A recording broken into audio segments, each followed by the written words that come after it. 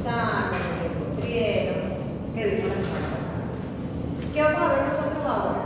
¿De qué manera obtenemos nosotros los lípidos de nuestro entorno y de qué manera podemos fabricar nosotros también internamente los lípidos y a partir de qué? Siguiendo el mecanismo que hemos seguido, o la tónica que hemos seguido con cada uno de los grupos de las moléculas de las que hemos hablado, vamos a comenzar con el proceso de digestión, que es la forma en la que nosotros obtenemos los lípidos de nuestro entorno, es decir, de manera exógena. Y eso a través de la digestión. Así como existe amilasa salival, también existe lipasa salival. Esa lipasa salival, ¿qué hacen las lipasas? Las lipasas lo que hacen es romper enlaces químicos. Cuando nosotros vemos la estructura de los lípidos, hablamos de los saponificables y de los saponificables nosotros habíamos visto que tenían una característica, que era la formación de un enlace entre los carbonos del glicerol y se formaba un enlace donde el oxígeno, eso es característico de un enlace Vamos a decir que el oxígeno es el responsable prácticamente de generar ese tipo de enlace. ¿Qué hace? Y aquí teníamos nosotros nuestro ácido graso. En el caso de los diacilgliceroles que tienen ácido graso. En el caso de los fosfolípidos y de los lípidos membranas, ellos tenían dos o un ácido graso.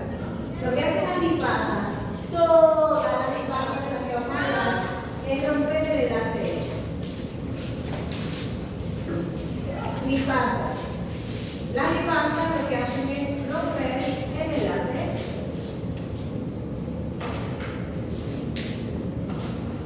¿Cuántas lipasas digestivas vamos a tener? Vamos a tener 3 lipasas digestivas. Una que es liberada a nivel de saliva, otra que es liberada a nivel de estómago, la llamamos lipasa gástrica, y otra que la vamos a liberar a nivel de intestino, que la produce el páncreas, y la lipasa pancreática. Todas hacen lo mismo, rompen enlaces ¿Qué ocurre con la lipasa? Que la lipasa salival, como todavía nosotros tenemos la comida muy grande, ella tiene poco acceso al alimento y no puede romper, casi no digiere muy poca cantidad de los lípidos. Igualmente ocurre en el estómago. Esa lipasa gástrica tiene la ventaja que ella puede funcionar a pH ácido. La lipasa salival, en lo que llega al estómago, el ácido la vuelve tiza.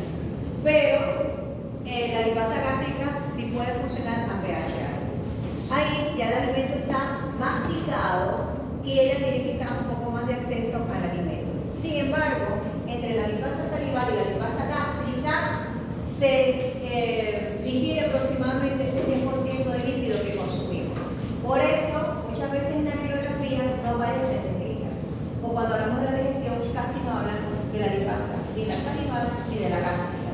Porque solamente, vamos a decir que prácticamente entre un 10 y un 15% de los líquidos que consumimos son digeridos por estas dos lipasas. La lipasa salival y la lipasa gástrica.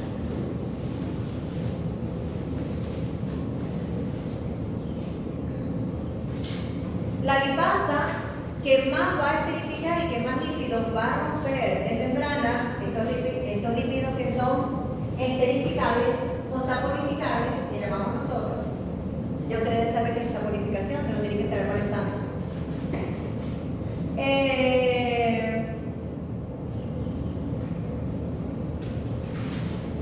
Ya el resto de estos lípidos que son saponificables, que son esterificables, es decir, que tienen estos enlaces son digeridos prácticamente todos en el intestino.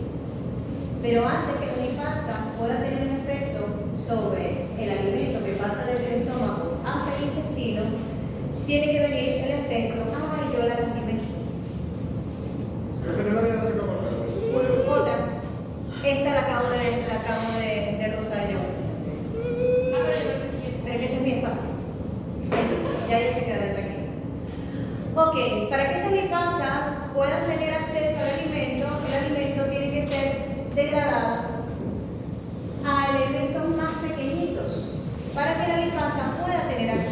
Cuando nosotros hablamos de las proteínas, decíamos que tanto el ácido como la pexina, que estaba en el estómago, contribuían a abrir las moléculas de proteína, las globulares, las que tenían esa conformación cuaternaria, para poder tener las enzimas luego acceso a los enlaces peptídicos. Para que las enzimas, la lipasa, puedan tener acceso a estos enlaces éter, tienen que estar más disponibles los lípidos. Y para eso ocurre el proceso de emulsificación de la grasa que lo realiza la sal biliar. Una vez que el alimento entra desde el estómago hacia los intestinos, ya nosotros habíamos visto que había una enzima, hemos dicho, una hormona, que era la colicistoquinina o colicistoquinasa, que se encargaba de estimular al páncreas, pero también estimula a la vesícula biliar a que se contraiga. Cuando se contrae la vesícula biliar, ella vierte su contenido, que son las sales biliares, en los intestinos. Las sales biliares son producidas en el hígado y del hígado pasan a guardarse o almacenarse ahí en la vesícula. Cuando la colecistoquinina actúa sobre la vesícula, esta contrae su musculatura y entonces libera las sales biliares. Yo les mandé a buscar qué era emulsificación. ¿Qué es emulsificación? O emulsionar.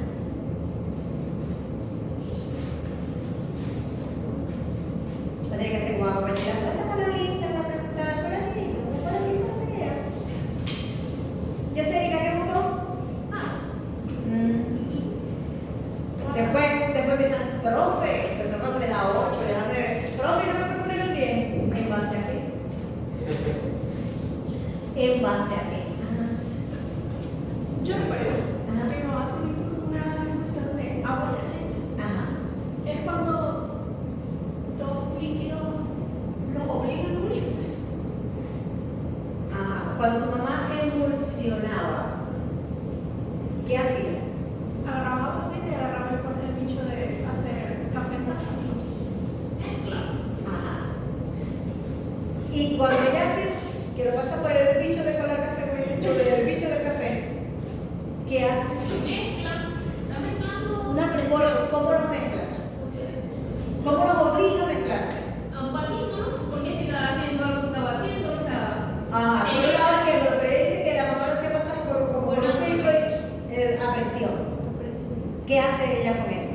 Lo obligan. ¿Cómo? ¿Qué está haciendo? Cuando ella pasa ese líquido por ese filtro, ¿qué hace? Le aplica una fuerza. ¿Y esa fuerza para qué sirve? Para romper de pronto la barrera de ese aceite, de ese humo que estaba haciendo. Ok, cuando ella lo obliga a pasar por un colador, lo que hace es convertir esa masa que tiene de aceite o esa masa que tiene de agua en partículas mucho más pequeñitas, aumentando la superficie de contacto entre una y la otra.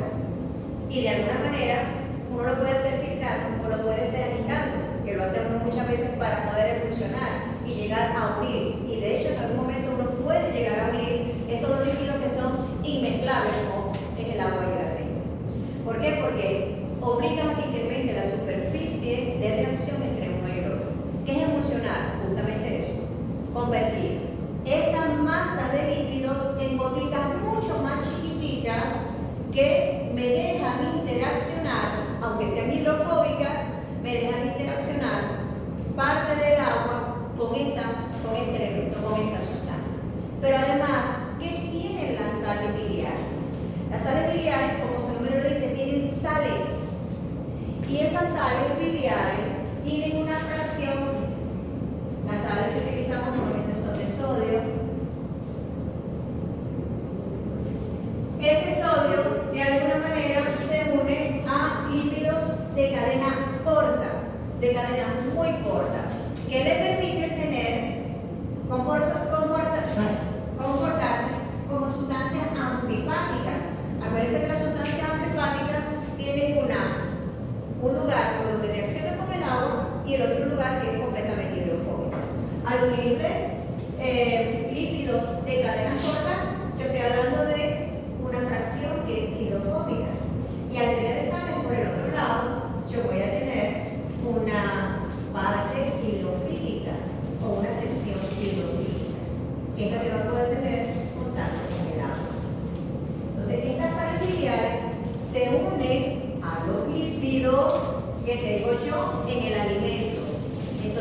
permite que ese lípido tenga contacto con las sustancias que yo voy a tener, como la lipasa, disuelta en el intestino. Este proceso me convierte, obviamente, esas grasas grandes en grasas más pequeñitas. Y a la vez le va a permitir la interacción con las enzimas que van a degradar o van a esterificar, es decir, van a romper los enlaces N para entonces poder liberar los ácidos grasos y el glicerol. ¿Qué hace la lipasa? La lipasa actúa normalmente en el carbono número 1 y en el carbono número 3 y me deja un aminoácido, me deja un ácido graso unido al glicerol en la posición 2.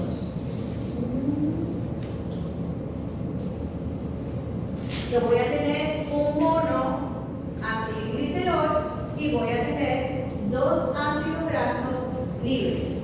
Ellos pueden atravesar la membrana, que la membrana es lipídica, y entonces son absorbidos a través de las células del enterocito.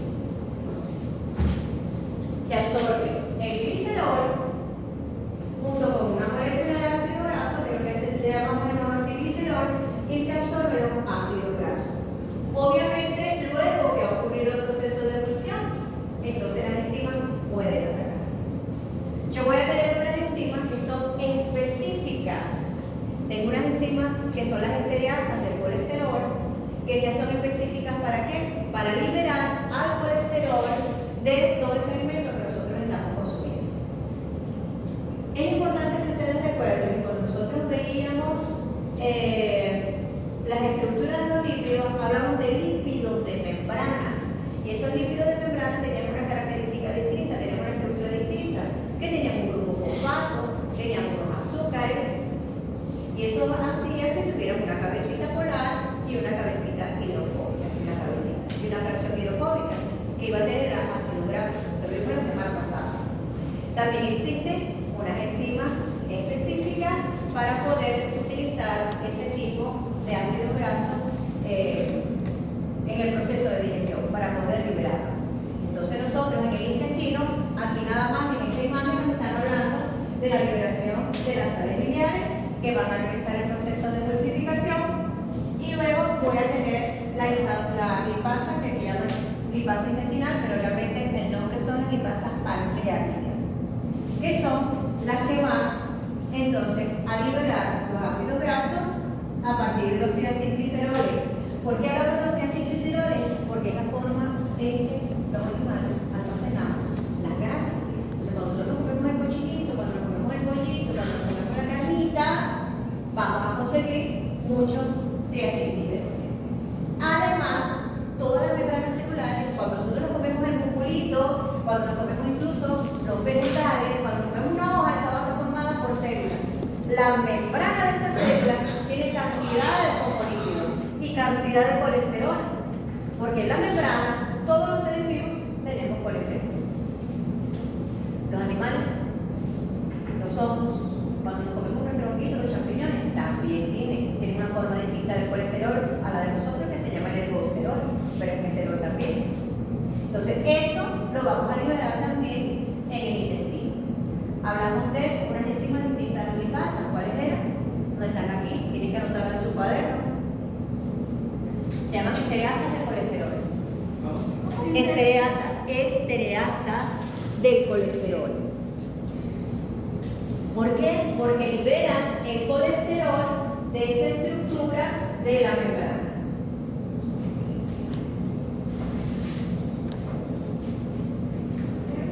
Y tenemos las fosfolipasas, que se van a encargar de romper también esa membrana celular y poder absorber nosotros esos fosfolípidos.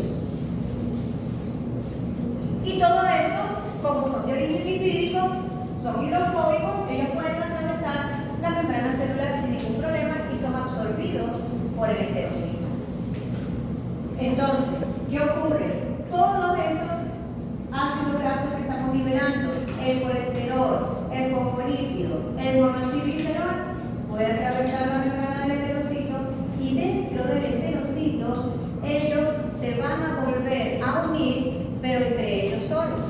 es decir, sin ninguna otra estructura.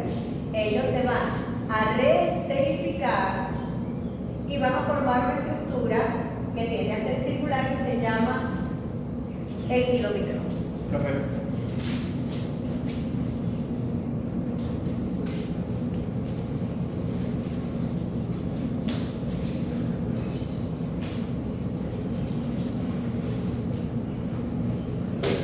Dentro del enterocito, ellos van a formar el kilomicrón y del enterocito por exocitosis sale el kilomicrón.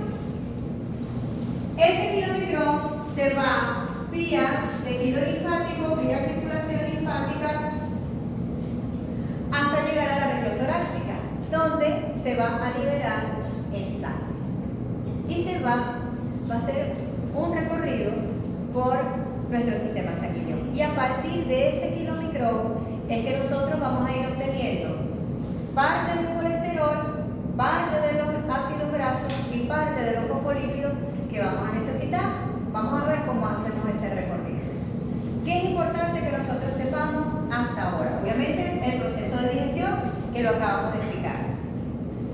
En el enterocito se va a formar una estructura que es el kilomicrón y es el que va a recorrer los tejidos para ir liberando sus ácidos grasos, algo de colesterol y algo de fosfolípidos, que es lo que lleva el kilomicrón. Vamos a ver cuáles son los mecanismos. Pero internamente nosotros tenemos otras moléculas de las que se habla mucho, otras estructuras, porque realmente son estructuras globulares muy parecidas al kilomicrón, que son el HDL, el LDL, bueno, tenemos un intermediario, el IDL, y el BL.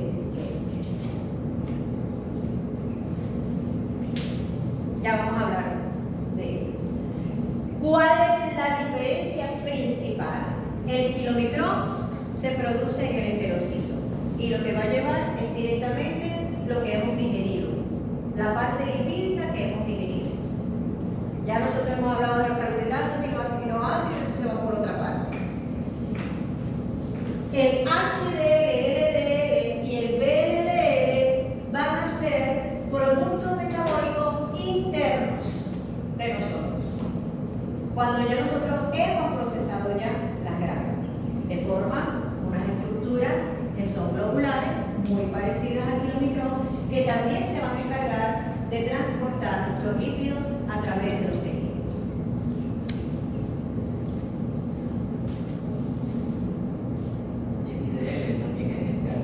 El IDL es una transición entre el HDL y el LDL. Ya vamos a hablar un poquito más de ello.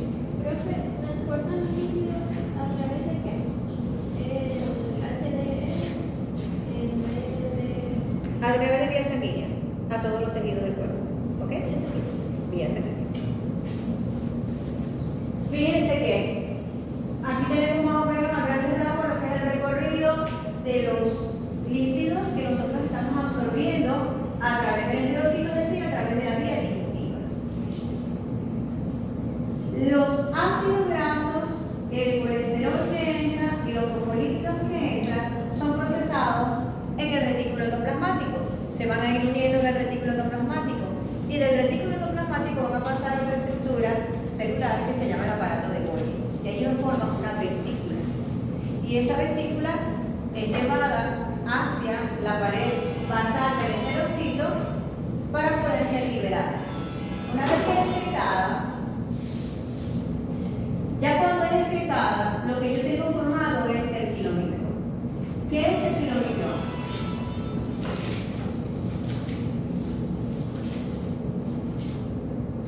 El kilomicrón va a ser una estructura formada, ahorita la vamos a ver. Sí, lo que pasa es que me he dejado conectado porque tengo comida carga.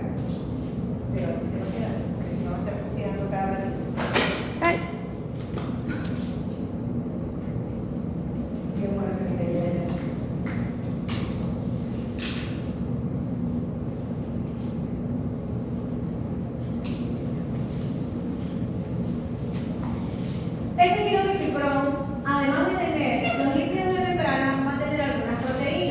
Y ya vamos a ver cómo va a variar y cómo vamos a diferenciar nosotros el HDL, LDL, IDL y el payload dependiendo de las proteínas que vamos a tener alrededor. ¿Qué debemos tener nosotros claro?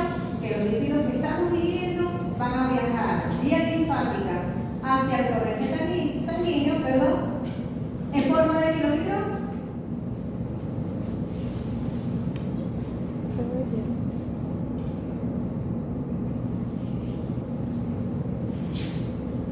Todos los lípidos que nosotros, de lo que hemos hablado, se van a organizar según su característica química.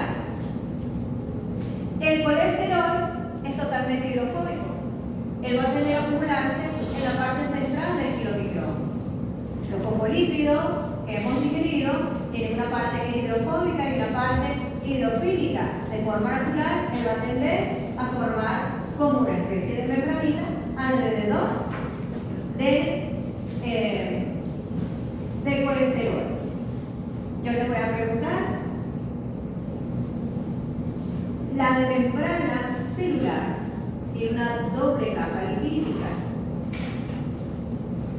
Es decir, yo voy a tener la parte hidrofóbica del fosfolípido hacia un lado, la parte hidrofílica y hacia el otro lado. Y voy a tener entre ellos la interacción es hidrofóbica, entre hidrofóbicos. ¿Por qué aquí no se forma esa estructura de doble membrana? Porque es hidrofóbico. No, porque el lípido se forma, ¿sabes? ¿Por qué para la membrana se forma la capa lipídica y aquí no?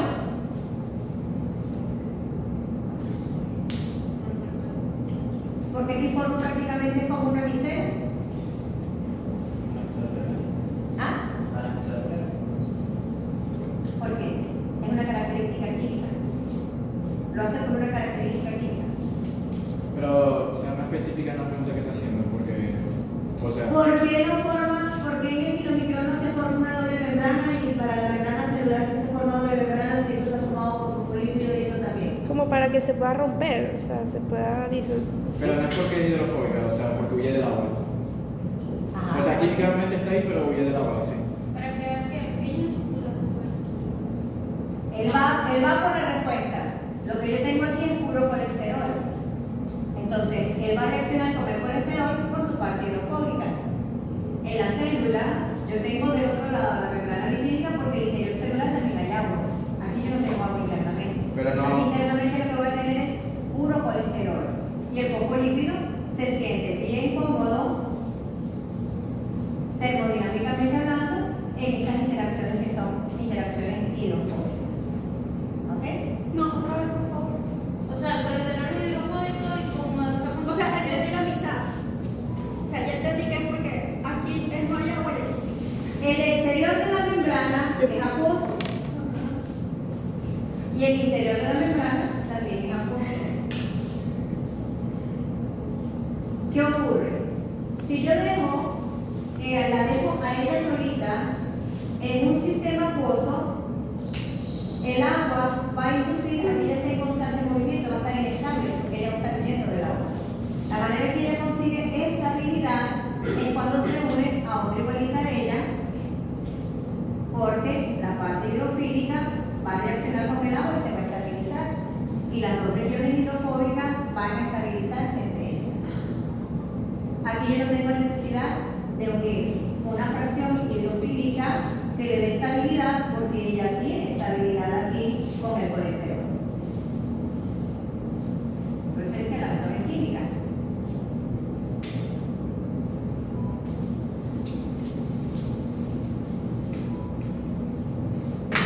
En el semestre pasado me lo preguntaron los muchachos. Me dijeron, profe, ¿por qué aquí no como membrana? Me dio bonita pregunta. Ok, el colesterol va a estar incrustado igual que lo hace una membrana. El colesterol lo puedo tener yo incrustado en la membrana de la misma manera, pero principalmente lo voy a tener en la región interna en combinación mezclado con los triglicéridos. Los triglicéridos o los triacilgliceroles tienen también esa particularidad como está formado por ácido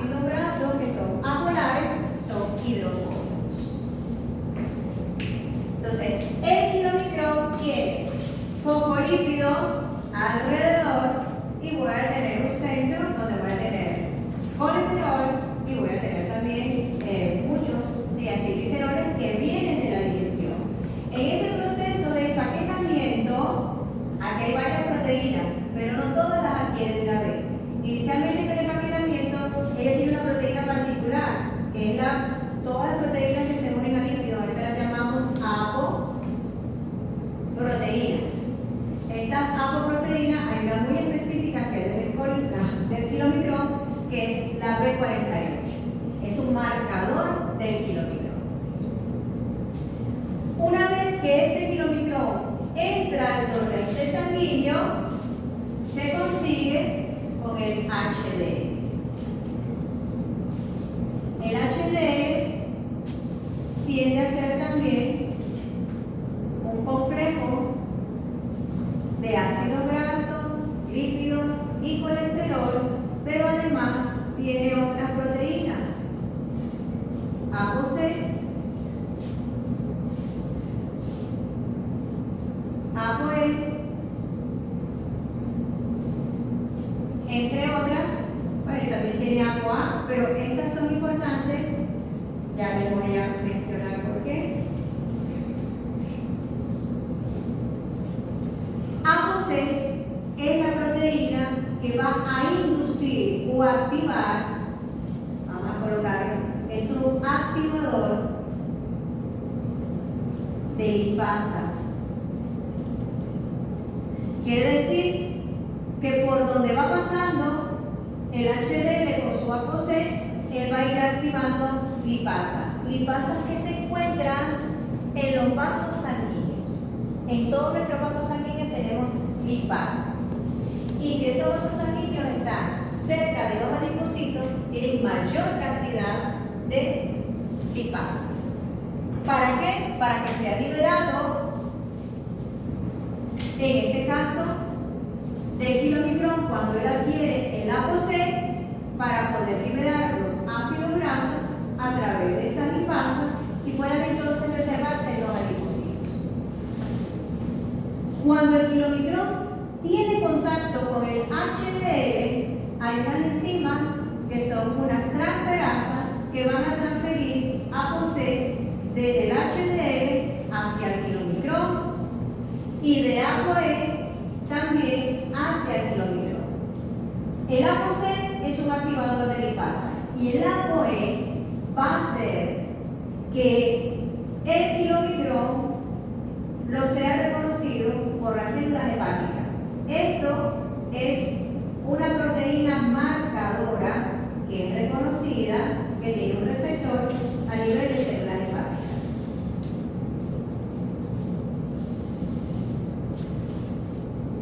¿Para qué?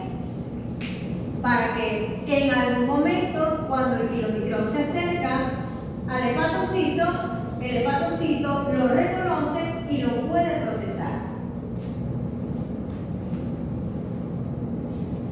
Hemos hablado hasta ahora nada más del HDL. Aquí vamos a hablar específicamente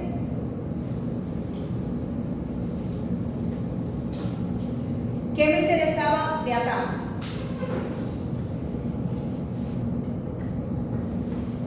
Nosotros, porque la célula de todos los animalitos, fabricamos el kilomicrón a nivel de enterocito, pero cuando lo liberamos, solamente lo liberamos con ApoB48. ApoC, ApoE, ApoC2 los vamos a adquirir cuando nos acercamos al HDL. Va a transferirle ApoE y va a transferirle los ApoC. Profe, O las ApoC, profe, que son lipoproteínas marcadoras. no es más fácil que usted mueva ese teclado para allá porque siento que usted se va a enredar con ese poco de cable. Si quiere yo voy a hacer O si Andrés se lo mueve porque hay muchos cables ahí. Ah, bueno, Porque yo creo que, bueno,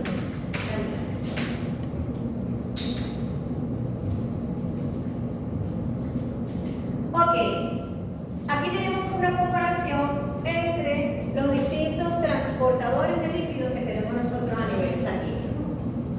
El kilomicrón viene desde el enterocito y estos vienen procesados ya previamente por el hígado. Lo que pasa es que uno va a generar el otro. Tenemos el kilomicrón, tenemos el PLDL, LDL, LDL y HDL. ¿A qué se debe la connotación? Todos son transportadores de lípidos. Very low, intermedio, low y high. Esa denotación en inglés se refiere a la densidad de cada uno de ellos. Se hace una separación por centrifugación y está desde los más pesados hasta los más ligeros. ¿Qué es más pesado? ¿Una proteína o un lípido? El lípido. ¿Ah? El lípido. ¿En agua quién flota? ¿Los lípidos o las proteínas? Los lípidos. Los lípidos. Los lípidos Ah, son sí. muy poco densos. Ah, Entonces, mientras mayor cantidad de lípidos tienen estas estructuras que transportan lípidos, van a tener menos densidad. Y una característica que tiene HDL es que tiene muchos marcadores proteicos. O sea, al tener mayor cantidad de proteínas y menor cantidad de lípidos, son mucho más densas. Antes, y digo antes porque ya no es así, ya todo eso cambió, absolutamente cambió, pero todavía hay gente y hay médicos que tienen ese chip, pero eso ya se ha demostrado que no es así. Antes se le decía al HDL el colesterol bueno y se le decía al VLDL el colesterol malo, porque en un momento determinado se supuso que el VLDL era el causante de los ateromas que se originan a nivel de los vasos sanguíneos y tapaban los vasos sanguíneos, y de allí los problemas de circulación y todos los problemas cardiovasculares que pueden venir posteriormente a eso. Ya se ha demostrado que no necesariamente es así, que en esos procesos están más involucrados los inductores de procesos de inflamación que realmente. ¿Por qué? Porque se había conseguido que personas que tenían niveles de VLDL muy elevados no tenían ningún problema cardiovascular ni ningún problema a nivel de circulación sanguínea. Entonces ya eso es algo que los médicos tienen que ir borrando de su chip. O sea, que no hay colesterol. No existe colesterol ni malo ni bueno. ¿Ok? Eso no significa que se va a estimular el colesterol. Todos los excesos son malos, sino que están más involucrados los procesos inflamatorios en estos problemas cardiovasculares y en el taponamiento y la formación. Si están involucrados, no vamos a decir que no, porque están involucrados en los ateromas, pero quienes inician los procesos de formación de los ateromas son inductores de procesos inflamatorios. ¿Ok? Eso lo dejamos ahí. La siguiente, por favor. Ok.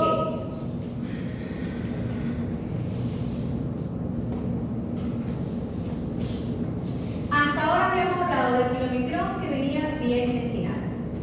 Se consigue con el HDL y recibe los marcadores celulares que le van a servir a él para un tipo de interacción que va a tener con todo el organismo. Y esa interacción se basa en simplemente liberar los elementos que nuestro organismo necesita y los que tienen exceso, almacenarlos. ¿Qué ocurre? En el hígado, el kilomicrón hace un recorrido por nuestro cuerpo y va dejando una cantidad de elementos en ese recorrido. Pero lo que queda, los remanentes de ese kilomicrón, que no fueron totalmente utilizados, llegan al hígado y a través de ese ApoE que nosotros mencionamos, que le había pasado del HDL al kilomicrón, es reconocido por las células, por los hepatocitos y lo absorben. Todo lo que el hígado tiene de lípidos, el hígado forma una estructura parecida al kilomicrón, que es el VLDL. ¿Por qué decimos parecida? Porque la proteína que hablábamos nosotros que marcaba el kilomicrón, que era la ApoB48, no la vamos a tener aquí, porque este marcador es un marcador que viene de los enterocitos, es decir, viene del intestino, de la célula intestinal. En este caso, esta estructura, esta gota de grasa que nosotros estamos generando aquí, por llamarlo de alguna manera, tiene otro marcador que es el ApoB100. Ese ApoB100 se une al VLDL. Y este VLDL, que va a tener colesterol, ácidos grasos y va a tener algunos fosfolípidos, va a ser liberado al torrente sanguíneo.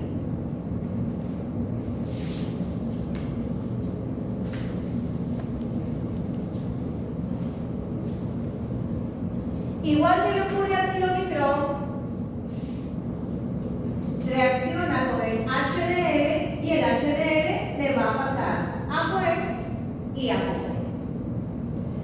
ApoC, ¿qué va a hacer? ApoC va a hacer que esta estructura sea reconocida por, aquí en el endotelio vascular, nosotros tenemos lipasas. Y acabo de decir hace ratito que en la medida que la célula va pasando por el endotelio reconoce ApoC2, que va a inducir la acción de la lipasa sobre el VLDL. Y también lo va a hacer en el kilomicrón. ¿Y cuál es la reacción? La misma. Se van a liberar triacilgliceroles y de los triacilgliceroles se van a liberar, como las lipasas rompen los enlaces igualito, va a ser lo mismo, va a liberar ácidos grasos y un monoacilglicerol. ¿Para qué? Bueno, para las células, porque las células necesitan, dependiendo de lo que la célula vaya a utilizar, la célula necesita ácidos grasos en algún momento para producir energía, pero también necesita los ácidos grasos, necesita los fosfolípidos de membrana y también necesita el colesterol para fabricar los distintos componentes que tiene la célula. Todas las células necesitan colesterol para la estructura de su membrana y depende de la función que ellas tengan, porque si son células de algunas, ¿cómo se llaman los órganos que producen hormonas? ¿Cómo dice? ¿Cómo se llaman los órganos que producen hormonas? Ajá, sí. Si pasan cerca de nuestras glándulas, sobre todo las glándulas esteroideas, ellas necesitan colesterol, necesitan de dónde producir esta materia prima. Entonces, ¿qué va haciendo el VLDL? Va dejando principalmente ácidos grasos. ¿Qué hace el kilomicrón? Deja ácido graso. ¿Cuál es la diferencia entre el kilomicrón y el VLDL? Este viene de hígado y el kilomicrón viene del intestino, viene de lo que comemos, de la papita. ¿Y de dónde viene el VLDL, la materia prima del hígado? De lo que nos sobró de la papita. ¿Y hay diferencia en tamaño entre uno y el otro? Sí, el kilomicrón tiende a ser mucho más grande. ¿Ok? ¿Qué fue lo que dice? Ok. Fíjense que nosotros, además de estar liberando ácidos grasos que podemos utilizar para la producción de energía, ya vamos a ver cómo nosotros, con la metaoxidación, cómo generamos energía, también nosotros necesitamos, cuando tenemos exceso, acabo de decir que el endotelio, vamos a decir, los vasitos de sangre que van por los adipocitos tienen mayor cantidad de lipasa que el endotelio normal. ¿Para qué? Para que cuando pase por allí el kilomicrón o cuando pase por allí el VLDL, quitarle la mayor cantidad de los ácidos grasos para dejarlo de reserva. ¿Ok? Por eso digo que tampoco es tan bueno consumir tantas grasas, porque lo que vamos a hacer es almacenar. Y la almacenamos en los adipocitos. Ok. ¿Cómo lo hacen? Le quitan al VLDL y le quitan al kilomicrón sus ácidos grasos para entonces almacenarlo. Además de los ácidos grasos, cuando actúan las lipasas, queda glicerol también. Este glicerol no necesariamente entra a las células de los tejidos, sino que gran parte de ese glicerol se puede ir vía sanguínea. ¿Para qué? Acuérdense que nosotros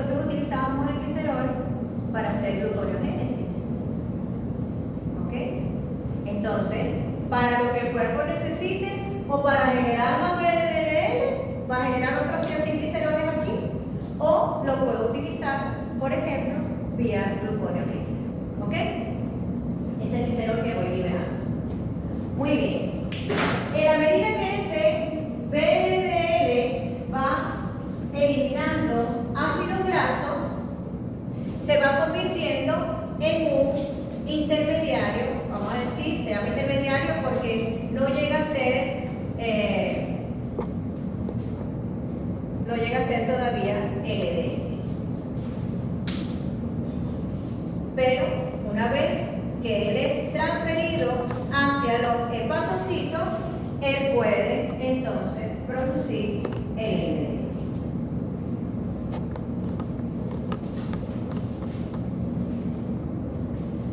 ¿Qué es importante? En la medida que nosotros vamos utilizando los ácidos grasos que tienen y el glicerol que tenemos y los fosfolípidos que tenemos en estas estructuras, hay un momento en que nosotros prácticamente lo que vamos a tener es el HDL, que va a ser una bolita pequeñita que tiene principalmente colesterol y muchos marcadores proteicos. ¿Ok? Y él va a estar circulando en sangre.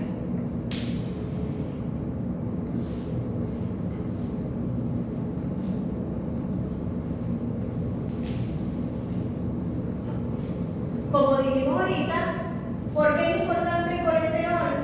Yo también voy a necesitar liberar colesterol porque tengo una cantidad de estructuras que van a utilizar el colesterol para la producción, en este caso, de hormonas esteroidogénicas. Pero ¿qué ocurre? Que el colesterol también lo necesito a nivel de todas las membranas. Entonces, no solamente lo voy a utilizar aquí, sino que lo voy a utilizar en todas las células para la formación de membranas.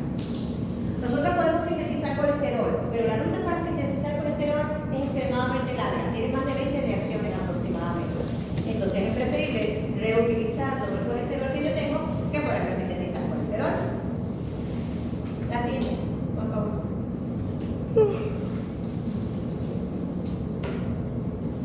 Entonces, chévere, ya yo a través del kilomicrón y del VLDL, la célula puede adquirir sus ácidos grasos, que son los que vamos a utilizar principalmente para la producción de energía. Entonces, cuando yo me preguntan como la de ayer, en el examen de proteínas, que decía, ¿cuál es el recorrido? O sea, ¿o para qué utilizo yo un aminoácido? Mira, que se quedó sin comentario. Entonces, todo lo que vimos fue transaminación y desaminación oxidativa para poderlo utilizar para la producción de energía. Pero también dijimos que hay una cantidad de funciones que tenían esos aminoácidos y tal cual como entraban, yo lo podía utilizar para fabricar neurotransmisores, para fabricar también hormonas, porque las hormonas tiroideas son prácticamente modificación muy pequeñita de esos aminoácidos. Entonces, es lo mismo de lo que estoy hablando ahorita, pero con los lípidos. Yo lo puedo utilizar para producir energía, pero fíjense que ya he ido mencionando que lo estoy utilizando además para que uso el colesterol y que el ácido graso yo lo voy a utilizar por una parte para producir energía, pero por otra parte lo voy a almacenar en los ácidos adipocitos para almacenar energía. Y acuérdense bien, y lo dijimos en la primera clase, por eso ustedes tienen que ir relacionando. No solamente en el adipocito yo lo voy a utilizar para producir energía, yo lo puedo producir, lo puedo utilizar también para generar energía para termogénesis, para calentar al cuerpo, no para movimiento muscular, sino para calentar el cuerpo.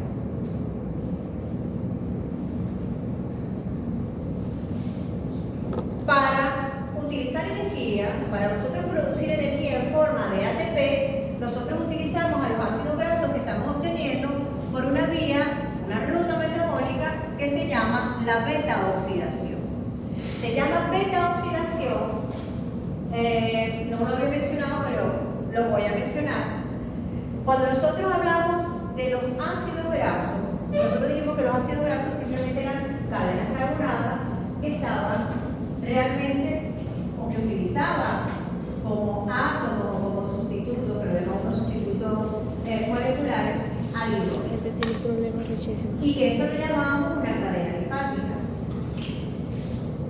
Los carbonos de los ácidos grasos se enumeran desde el carbono carboxílico.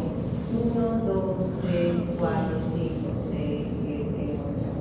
Pero una de las nomenclaturas que utilizan para enumerar o para rotular o para darle un nombre a cada uno de estos carbonos es utilizar el alfabeto griego, comenzando desde aquí. Alfa, beta. Después de beta, ¿qué viene? Alfabeto griego. Gamma. Gamma, delta, hasta el último. ¿El último sería cuál? El omega. ¿Por qué lo llamamos beta oxidación? Porque para el proceso de oxidación, ya nosotros sabemos que oxidación es quitarle electrones. Le quitamos los electrones que están ubicados en sus hidrógenos, de sus átomos de hidrógeno, pero en ese proceso vamos a ir cortando esta molécula, ya lo vamos a ver, entre el carbono beta y el carbono gamma.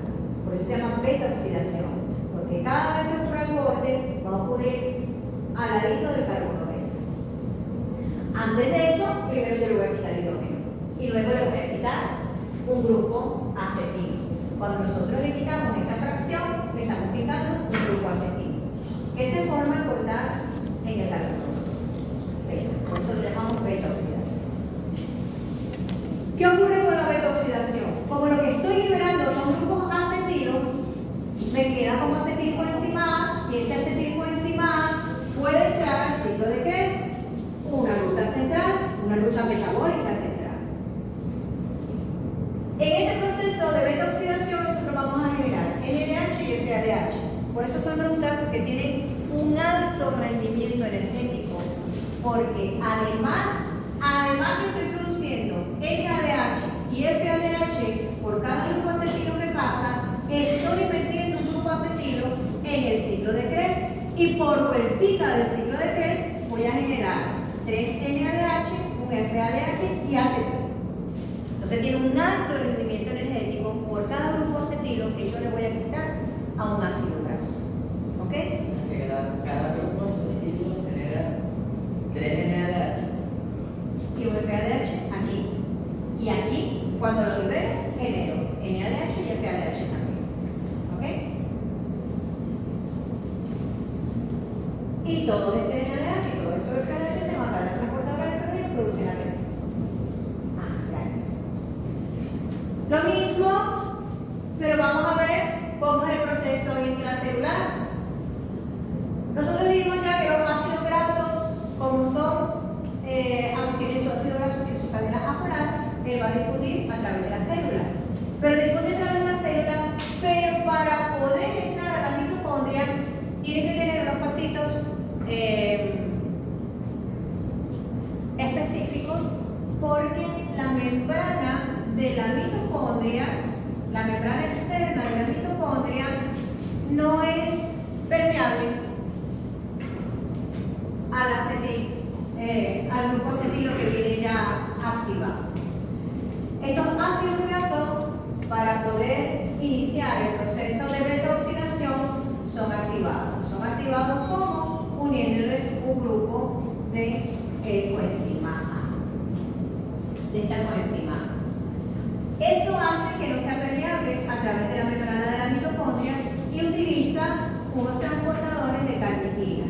Entonces, para poder pasarlos, le unimos una carnitina y lo podemos pasar al interior de la membrana de la mitocondria, porque realmente ocurre este proceso de la beta oxidación aquí, en la matriz mitocondrial.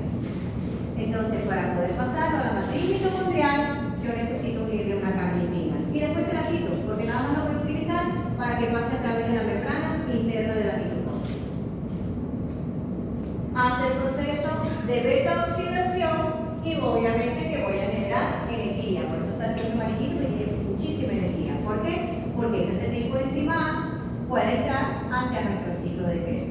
O, si tenemos exceso de energía, lo puedo utilizar para seguir generando lípidos, o lo puedo utilizar cuando hay exceso de acetil coenzima A. Hay una vía que llamamos nosotros alterna, que es una vía cetogénica, y podemos también sintetizar Nosotros no vamos a ver la ruta de síntesis de colesterol porque es una ruta extremadamente larga que ustedes no se van a aprender.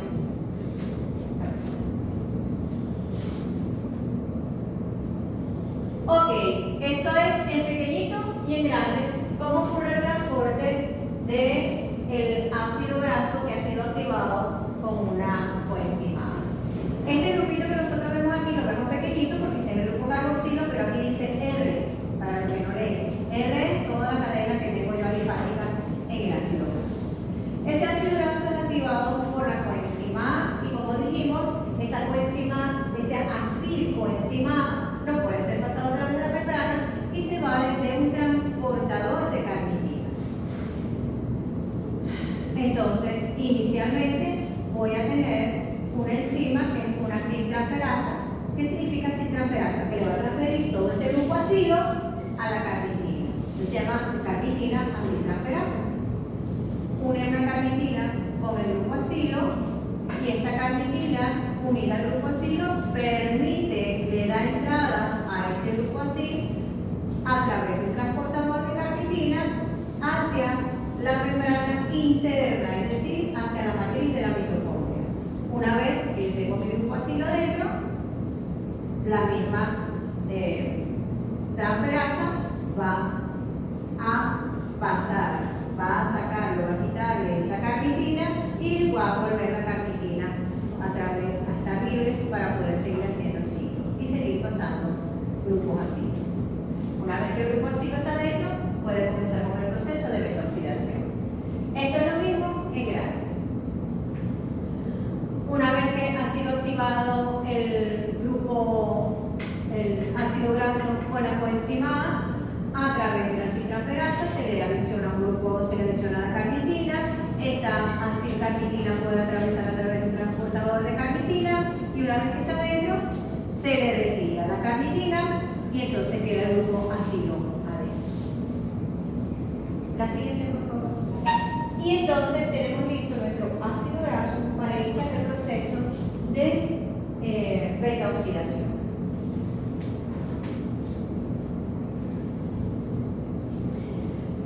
Este es un ácido graso, en este caso es el palmitil, puede ser cualquier ácido graso, en este caso vamos a hablar de un ácido graso que no tiene ningún tipo de doble enlace entre cadenas de carbono. Tiene un doble enlace que es con el oxígeno, pero no está entre sus cadenas de carbono. Cuando no tiene ningún enlace entre la cadena de carbono, hablamos de un ácido graso saturado o insaturado. Saturado. Por allá de mano. Cuando hablamos de un ácido graso que no tiene dobles enlaces entre carbono y carbono, hablamos de un ácido graso saturado o insaturado. Lo dije en la primera clase, vayan estudiando. Por ahí, ¿saturado o insaturado? ¿Ah? Saturado. Gary, ¿saturado o insaturado? Saturado. Ya Bonito dijo. Montiel, ¿saturado o insaturado? Saturado. Allá Patricia, ¿saturado o insaturado? Saturado, lo que dice la mayoría. Sí, yo ¿Cuál es la saturado de ella? Keila, yo digo sí, es saturado. ¿Por qué? ¿Por qué se dice que es saturado? Saturado ¿Ah? enlace simple, presentamos. Enlace simple, pero significa que todas las moléculas de carbono tienen un átomo reaccionando con él. Todos sus electrones lo comparten con distintos átomos.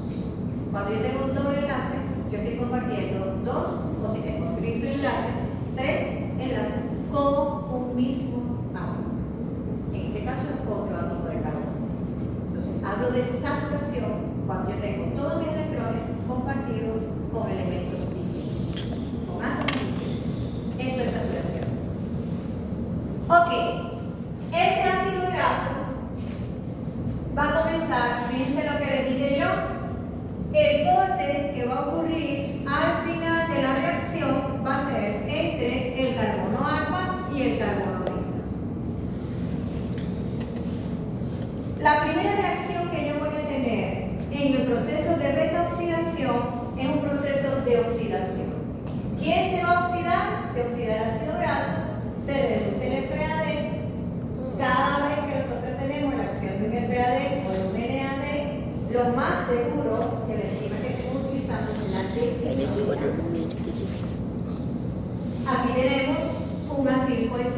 deshidrogenasa.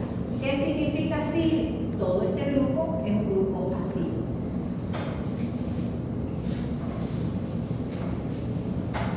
Generamos nuestro primer NADH. ¿Hacia dónde se va esto? Hacia la cadena transportadora. Hacia la cadena transportadora del electrón. Muy bien. Cuando se oxida el palmitoid, el grupo acil es oxidado, me va a generar un enoil. ¿Qué significa enoil? Que se me genera un doble enlace. Eso que dices, este prefijo enoil significa que hay un doble enlace ahí, entre carbono y carbono. Posteriormente, viene una hidratasa, introduce una molécula de agua. Vamos a ver quién le voy a preguntar dónde se introduce esa molécula de agua. A Keila. También facilita ya. Keila, agua. ¿En dónde es incorporada el agua? Este es el carbono número 1, este es el carbono número 2, el carbono número 3, el carbono número 4. Dígame, ¿dónde es incorporada el agua?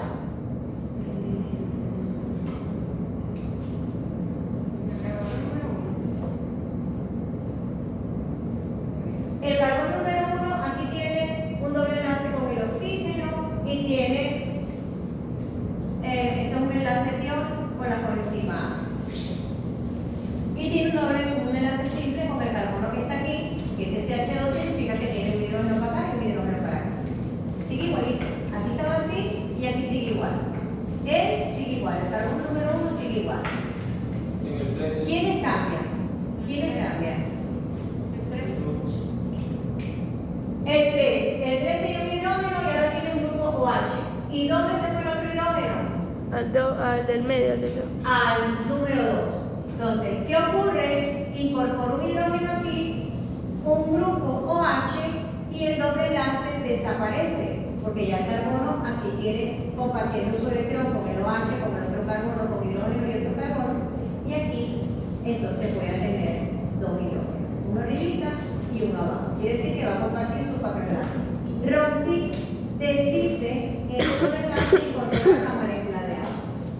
Ahora viene otra deshidrogenasa y voy a generar NADH. Voy a oxidar a esta molécula que tengo yo aquí.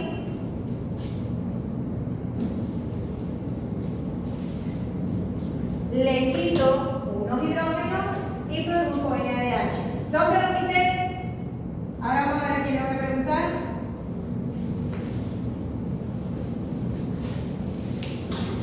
¿Cuál es tu nombre detrás de María Belén, de Rosado? Neidimar. Así que me tienen un libro, ¿ok? Neidimar. Y ya no aprendí. No, ya te voy a decir. Duglimar. Hay como 5 que tienen los nombres extremadamente parecidos.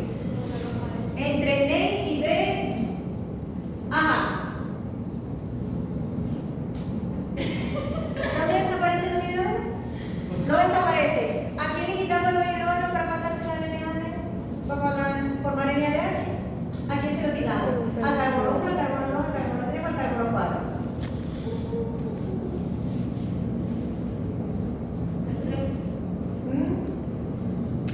Muy bien, al 3.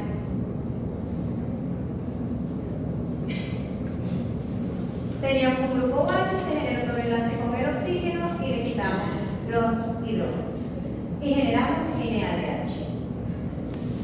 Luego, a través de una quiolasa, una quiolasa acetiltransferasa. ¿Por qué es quiolasa y es acetiltransferasa a la vez?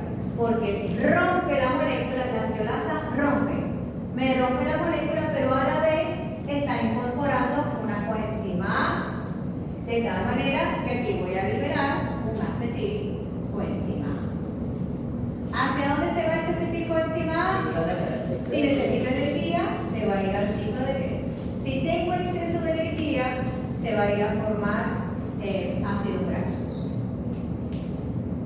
Si necesito producir algún tipo de hormona esteroidea y no tengo colesterol por todo eso, se va a ir a la síntesis de colesterol. Ok, entonces, ¿qué tengo de importante aquí? Son pequeñitas reacciones.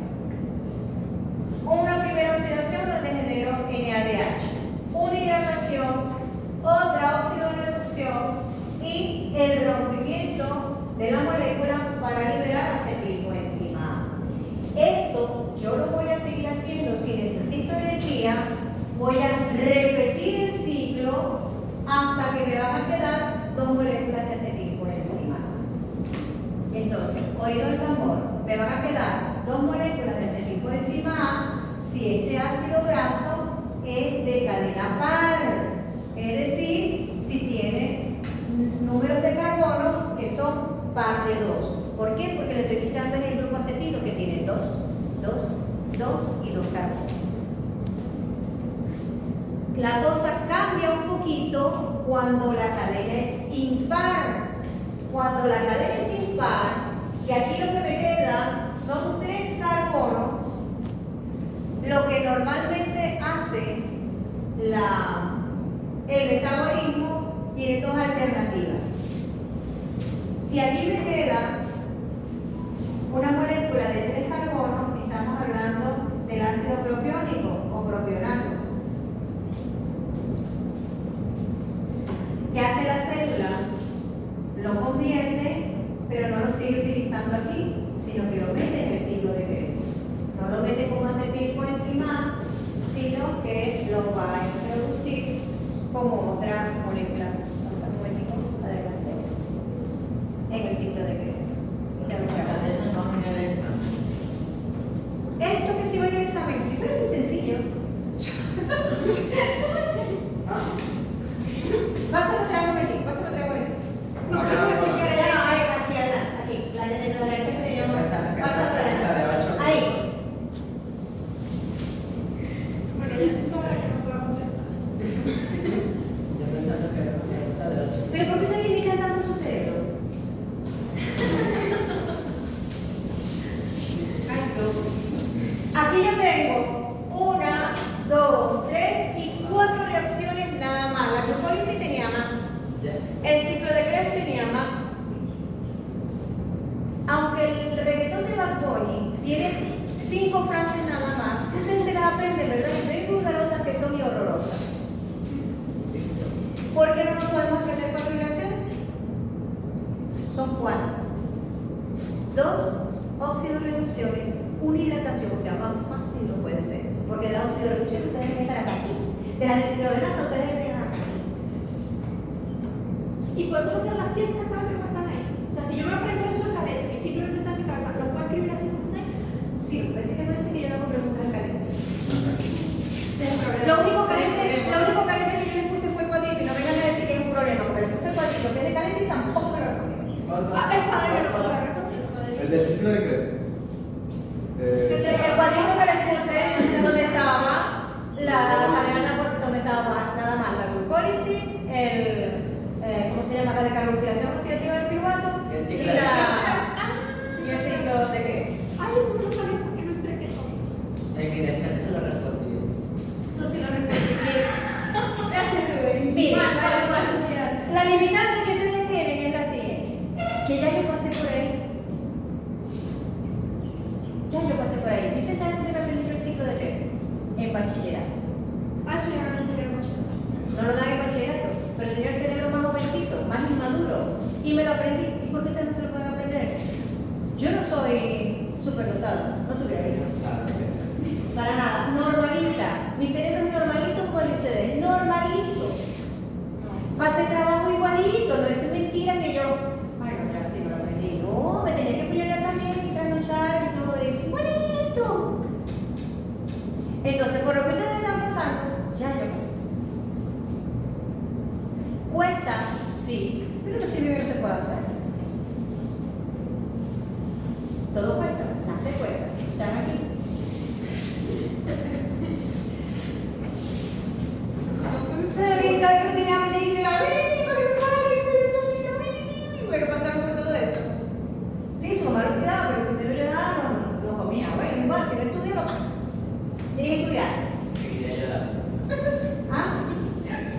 cuando usted trabaje, tenga 3 muchachitos, que sea una responsabilidad, usted va a mirar para atrás y va a decir, ah, cuando era estudiante. Pero eso no es La vida que era cuando era estudiante, la vida que era cuando era estudiante, que ellos son felices y no lo saben.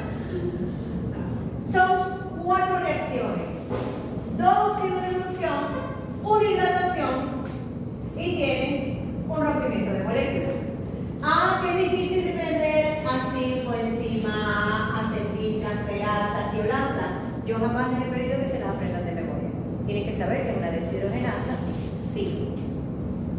Y que estoy esperando NADH. Que tengo otra deshidrogenasa, que hay otro proceso de deshidrogenación y voy a generar NADH.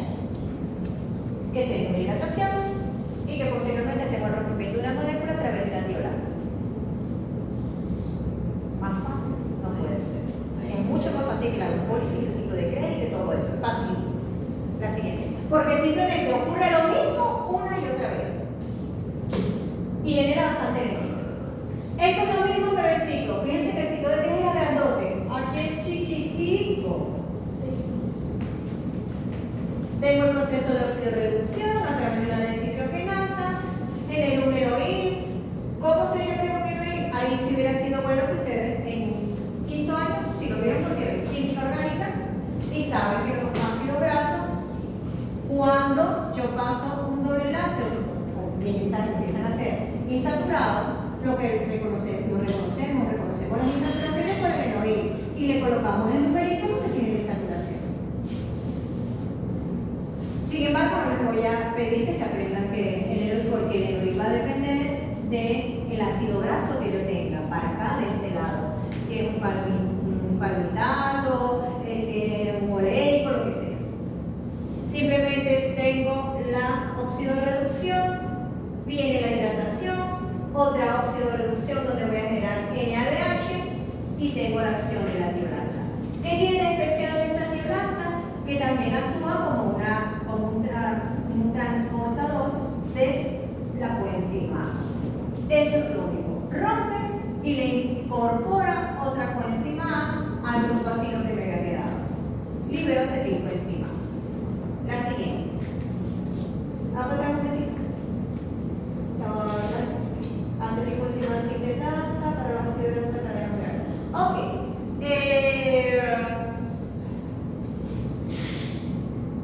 Los ácidos grasos que son muy grandes, para poder atravesar la membrana, utilizan una acetilcoenzima sintetasa, pero eso no vamos a meter nosotros con eso. Ok, nosotros dijimos ahorita que los ácidos grasos que eran impares tenían la particularidad de que lo que me iba a quedar aquí después de pasar varias veces el ciclo, lo que yo iba a obtener era una cadena de 3 y no de 4 carbonos. Si yo lo que tengo es pares de 4 carbonos, al romper me queda un acetilcoenzima por un lado y un acetilcoenzima por otro lado. Pero cuando yo tengo una molécula de 3 carbonos, hay otra enzima que entonces va a actuar para volver esta molécula de 3 carbonos en una de 4 carbonos, que es una carboxilasa. Si yo voy a carboxilar, utilizo una carboxilasa. Agarro un bicarbonato. Nosotros constantemente estamos generando bicarbonato porque por respiración aeróbica estamos generando bicarbonato. Usted pasa por el ciclo de Krebs y libera CO2. Usted pasa de piruvato a acetilcoenzima A por el complejo de la piruvato de oxigenasa y genera CO2. Entonces constantemente estamos generando CO2. Ese CO2 es lo que llega al agua va a generar bicarbonato. Este bicarbonato lo utilizamos para carboxilar al propionato y entonces vamos a generar un malonil. Ese malonil, por un proceso de isomerización, ya ustedes saben lo que es isomerización, simplemente hago una redistribución de los un arreglo dentro de la molécula y lo voy a convertir en succinilcoenzima A. El succinilcoenzima A es un metabolito de qué ruta? Del ciclo de Krebs. Del ciclo de Krebs. Entonces entra al ciclo de Krebs para seguir generando energía. ¿Ok? Entonces, ¿qué debo saber? No se tiene que saber todo el resto y todas las enzimas. Pero yo, para poder trabajar con un ácido graso impar, una vez que tengo el último residuo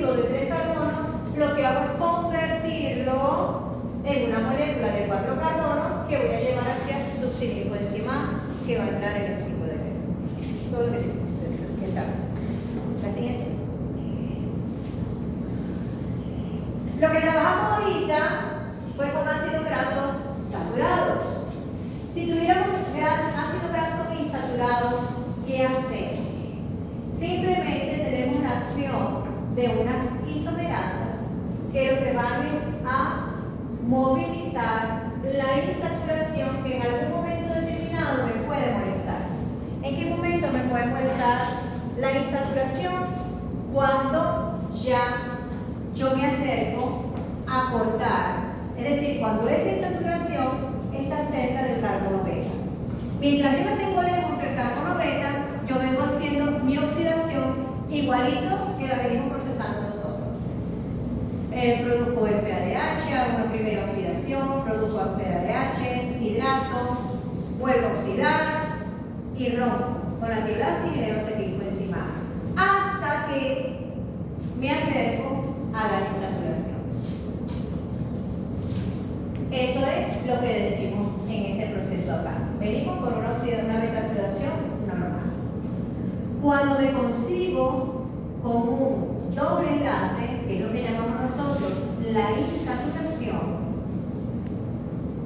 yo voy a utilizar a una isomerasa. ¿Qué va a hacer esa isomerasa? Simplemente va a mover el doble enlace, permitiendo que pueda ocurrir la beta-oxidación porque no molesta la enzima para romper el enlace que está involucrado o el enlace beta, hasta que se vuelve a conseguir con otra insaturación, que vuelve a actuar la isomerasa.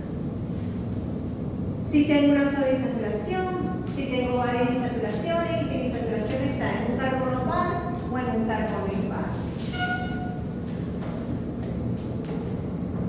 ¿Cuál es la manipulación que hace la célula? No se tiene que aprender estas enzimas, pero sí es importante que ustedes sepan que hay alternativas. La manipulación que hace la célula simplemente es cambiar la posición del doble enlace. Utilizo una enzima cuando el doble enlace está en un carbono par y utilizo otra enzima cuando el enlace está en un carbono impar. Simplemente lo que hago es salir del obstáculo que es el doble enlace para poder seguir mi proceso de beta-oxidación. La siguiente.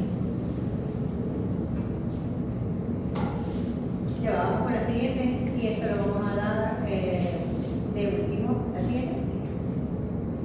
Ok. Fíjense, hasta ahora nosotros hemos dicho cómo obtenemos nuestro ácido graso a partir de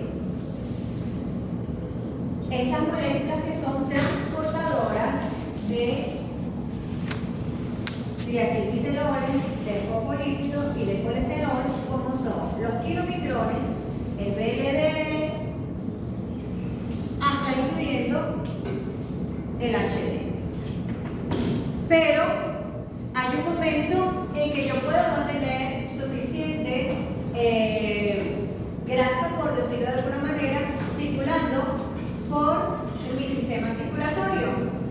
Tengo un ayuno prolongado, he pasado 12 horas sin comer o un día sin comer porque estoy en full actividad y no me da chance de parar a tomarme absolutamente nada.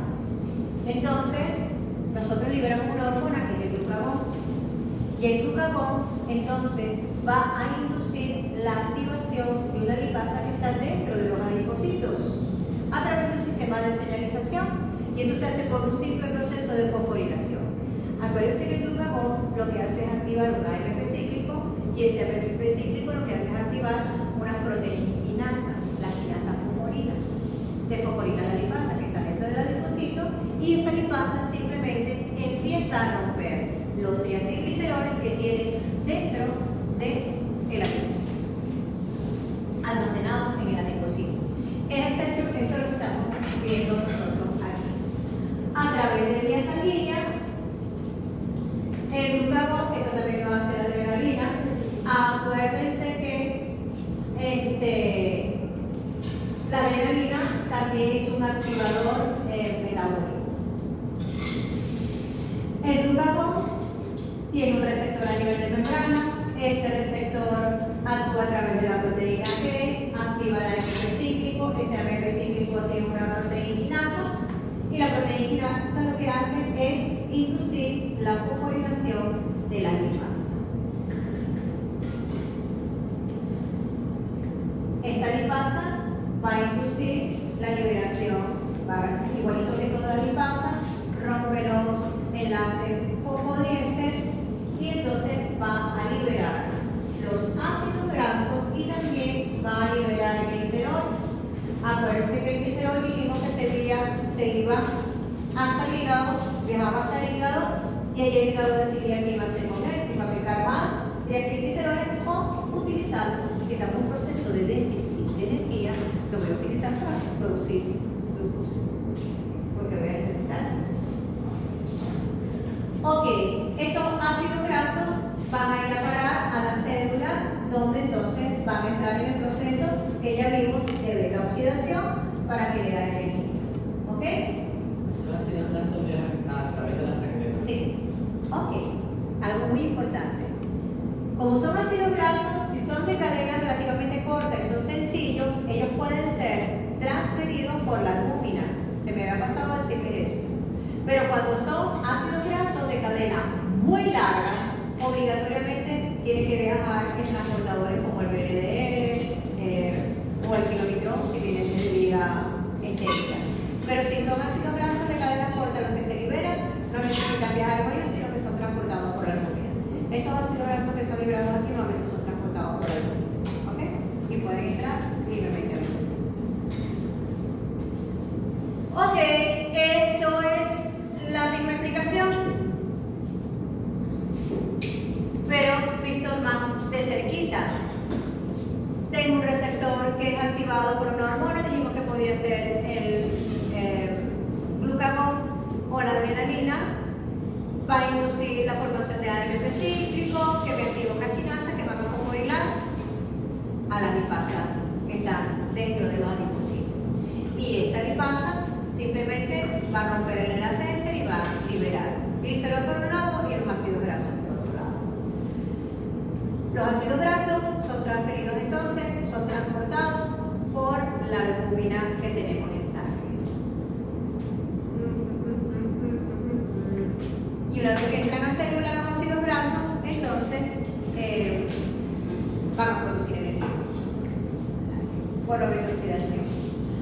El glicerol, aquí recuerden, esta reacción ya la vimos, la deberíamos de conocer.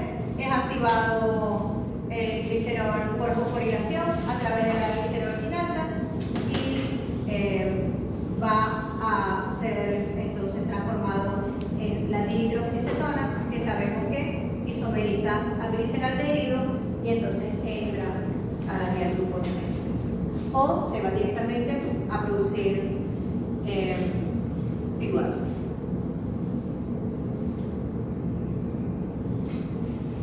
Ciclo del triacilglicerol.